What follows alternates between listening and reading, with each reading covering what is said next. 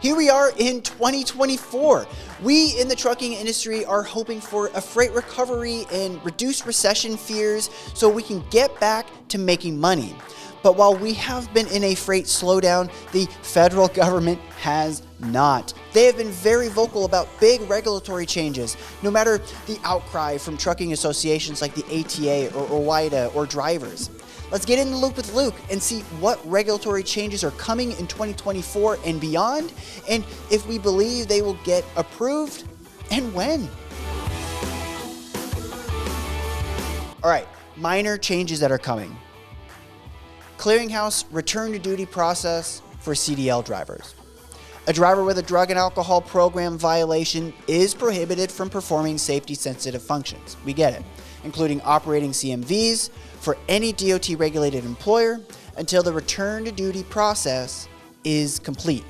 Well, beginning November 18th, 2024, as part of the federal regulations, drivers with a prohibited status in FMCSA's Drug and Alcohol Clearinghouse will lose or be denied their state-issued commercial driver's privileges.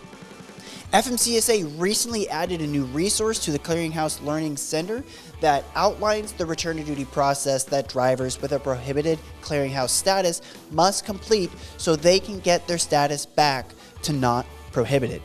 For more information about return to duty process and even the SAP programs, visit the Clearinghouse Learning Center or frequently asked questions, or check out our information about the DOT SAP process at cnsprotects.com.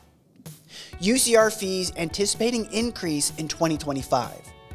The UCR program requires all carriers, private, exempt, or for hire, to register their business with a participating state and pay an annual fee that is based on the size of their fleet.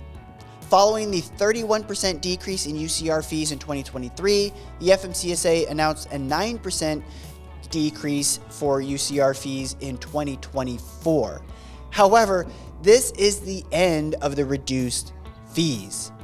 The UCR Plan Board is recommending a 25% increase in fees collected for the 2025 registration year.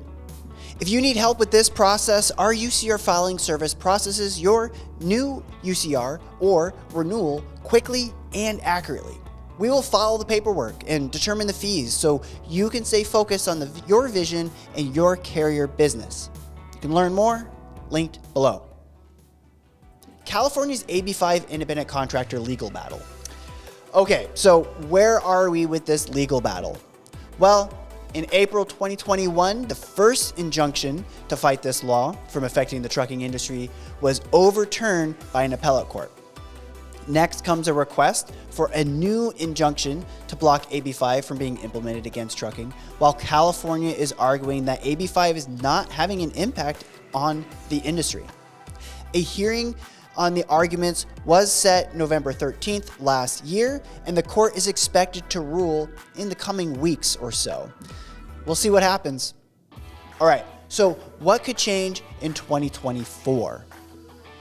First, fix DataQ systems when reviewing appeal requests. Did you know that violation changes are the #1 reason owner-operators utilize the DataQ system?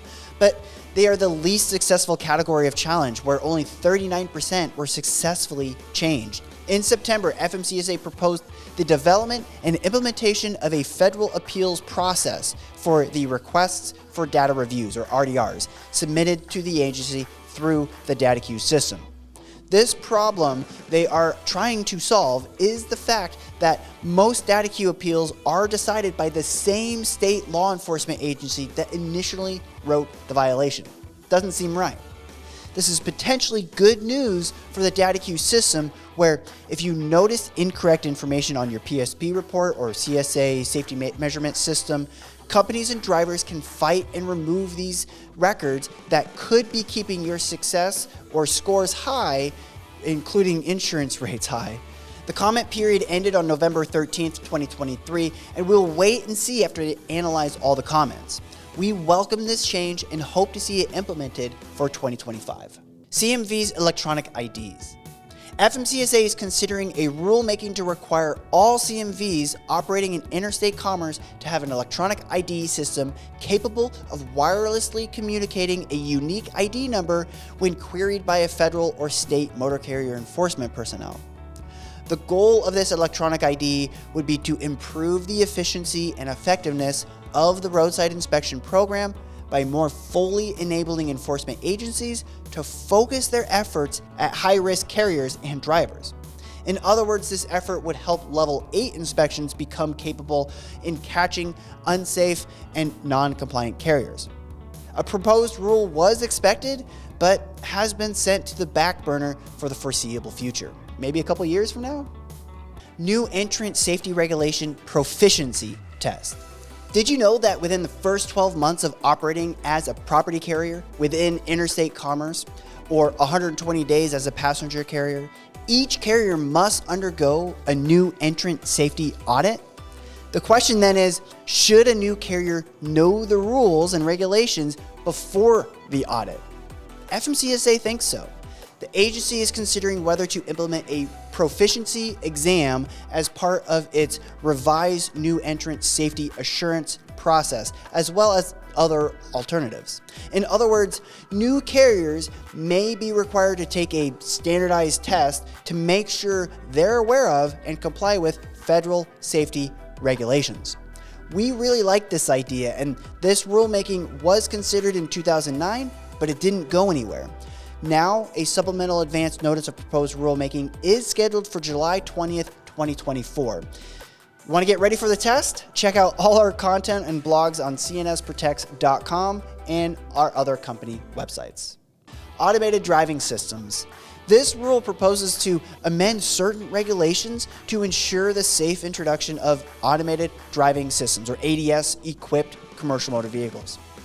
The proposed changes to CMV operations, inspections, repairs, and maintenance regulations prioritize safety and security, promote innovation, and foster a consistent regulatory approach to ADS-equipped CMVs, and they recognize the differences between human operators and ADS.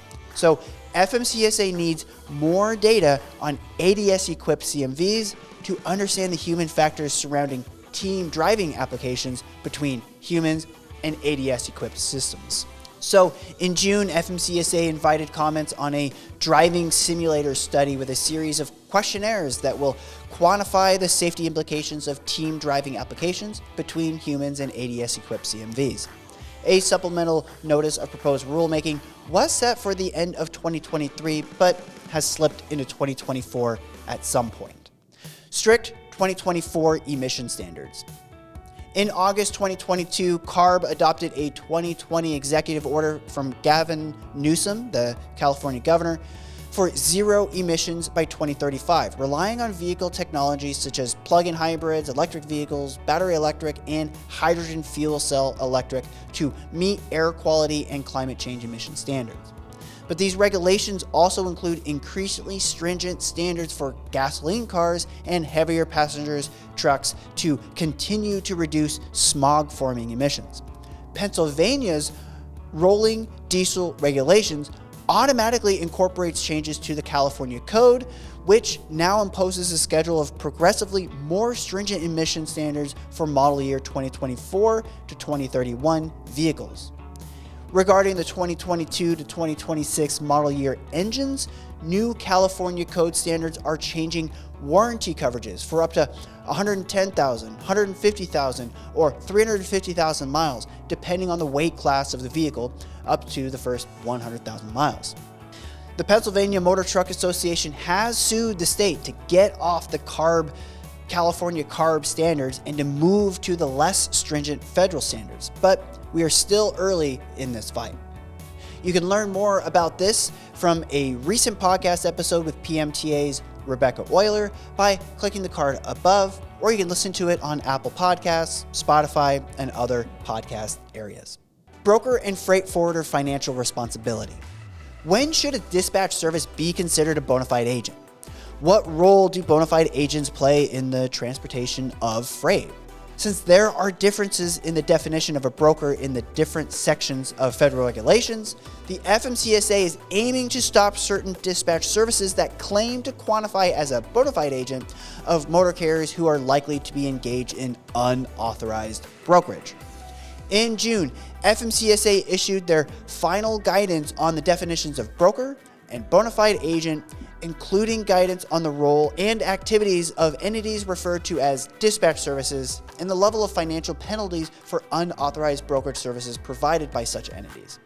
However, they did not address double brokering. The final rule is expected March 29, 2024. Automatic emergency braking. NHTSA believes automatic emergency braking systems represent the next wave of potentially significant advances in vehicle safety. In July, NHTSA and FMCSA published a joint proposal that would require AEB systems and electronic stability control systems on new vehicles that weigh more than 10,000 pounds. The proposal calls for all Class 7 and 8 vehicles, those weighing more than 26,000 pounds, to be required to meet the AEB standards 3 years after the rule takes effect. Hundreds of commenters opposed the proposal, but the government is scheduled to release a final rule by April 30th, 2024.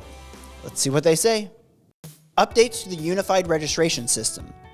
FMCSA proposes to implement several provisions of the MAP 21 that relate to the FMCSA's URS, as well as the update and codify the agency's procedures for granting, suspending, and revoking registration. These procedures would apply to all entities required to register under the agency's commercial or safety jurisdiction. Many of the proposed provisions codify existing agency practices, while others improve on existing processes and procedures. FMCSA proposes this rule to achieve greater transparency, uniformity, efficiency, and predictability with respect to granting, suspending, or revoking registration. A notice of proposed rulemaking is expected May 30th, 2024. Speed limiters.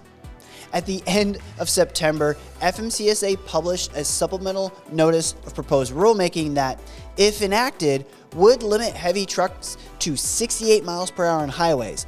Boy, was there backlash. The next day, the agency quickly changed phrasing and now says an exact speed limit will be determined later. The only consensus is that most large truck equipment manufacturers already added the tech needed for speed limiters to become a reality, since OEMs have been installing electronic control units, or ECUs, in CMVs since 2003. So FMCSA is estimating that limiting heavy vehicles to 68 miles per hour would save 27 to 96 lives annually and prevent 30 to 106 serious injuries, or 560 to 2,000 minor injuries. The other added benefit to FMCSA expects that 68 miles per hour speed limits would improve fuel savings and GHG emission reductions to result in benefits of like $400 million annually. Yeah, well, we'll see what actually happens with that, but we just need to figure out what the speed limit is going to be set at. A supplemental advance notice of proposed rulemaking was expected at the end of 2023, but has been on hold as they are waiting to see if Congress is going to basically nix speed limiters altogether. So this is still a wait and see for the coming weeks or months, and get ready for the feedback on what the speed limit they want to actually do is. Is it actually 68? We'll see. Safety fitness procedures. In 2016, a proposed safety fitness determination rule would replace the current 3-tier federal rating system of satisfactory, conditional, and unsatisfactory. The rule would apply to any federally regulated commercial motor carrier with a single determination of unfit, which would require the carrier to either improve its operations or shut down. Public comment ended on October 30th of last year, and a notice of proposed rulemaking is not expected until the end of 2024. Future changes beyond 2024. While these rule changes remain uncertain and have no scheduled publication date, we are still watching what regulators are doing on these required regulatory items. There's 3 of them. Rules allowing cameras to replace rearview mirrors, drivers' employment application rule removal, and rules to require near underride guards to straight trucks and side underride guards on trailers. Well, there you have it. It's hard to stay on top of all the rules and regulations and these changes. So like this video, subscribe to our channel to not miss the latest news when there are new announcements. If you need proactive compliance help so you don't get in trouble with the government and have to pay high fees, click the link below, fill out the form so that one of our experts can help you out. And as always, stay safe out there.